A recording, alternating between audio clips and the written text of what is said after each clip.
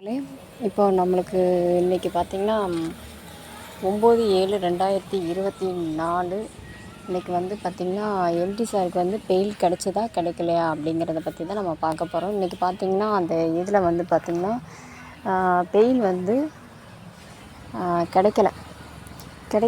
அவங்களுக்கு அடுத்து பார்த்திங்கன்னா 12ஆம் தேதி தான் அடுத்து கியரிங் இருக்குது நெக்ஸ்ட்டு. ஸோ கிடச்சோனையுமே அடுத்து நம்மளுக்கு பேமெண்ட் போட்டுருவாங்களா அப்படின்னா அது கண்டிப்பாக இருக்காது, சரிங்களா? ஏன்னா எல்லாமே சட்டத்திட்டங்களுக்கு படி தான் போய்கிட்டுருக்கு.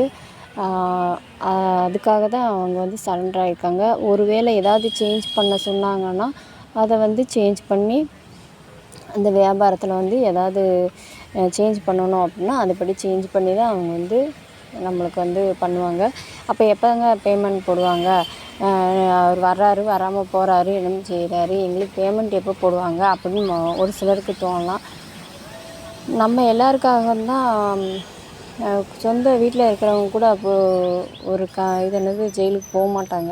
இத்தனை பேரோடைய இவங்களுக்காக வாழ்க்கைக்காக ஜெயிலுக்கு போயிருக்காரு. கண்டிப்பாக வந்து உசுரை கொடுத்தாவது நான் வந்து கம்பெனி நடத்தி எல்லாேருக்கும் பேமெண்ட் போடுவேன் அப்படிங்கிற மாதிரி சொல்லியிருக்காங்க. கண்டிப்பாக வந்து பேமெண்ட் போடுவாங்க. இந்த மாத இறுதி ஆயிரும், சரிங்களா?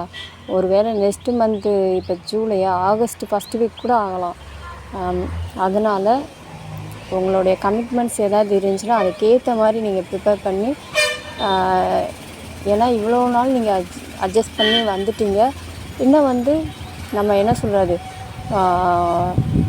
முக்கால்வாசி கடலை தாண்டியாச்சு, 99% தாண்டியாச்சு.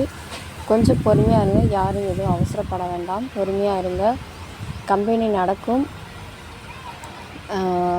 லாஸ்ட்டாக 12ஆம் தேதி சொல்லியிருக்காங்க பார்த்தீங்களா? 12ஆம் தேதி நடக்கிற இது வந்து தான் எண்டிங், அதோடு முடிஞ்சிடும். அதுக்கடுத்து இருக்காது. அதனால் பொறுமையாக இருங்க, பார்த்துக்கலாம். நம்ம என்னது ப்ரேயர் பண்ணுவோம். நம்ம எல்லோரும் ஒரு மனதாக இருந்து பாசிட்டிவ் எனர்ஜி எல்லாம் இருப்போம். கம்பெனி மீண்டு வரும். நம்ம எல்லோரும் நல்லா சம்பாதிப்போம். என்ன சொல்கிறதுனே தெரியல. கண்டிப்பாக என்ன சொல்கிறது, கம்பெனி நல்லா போவோம், நம்ம நல்லா போவோம், சரிங்களா? சரி, அடுத்த வீடியோவில் பார்க்கலாம். நன்றி, வணக்கம், பை பை.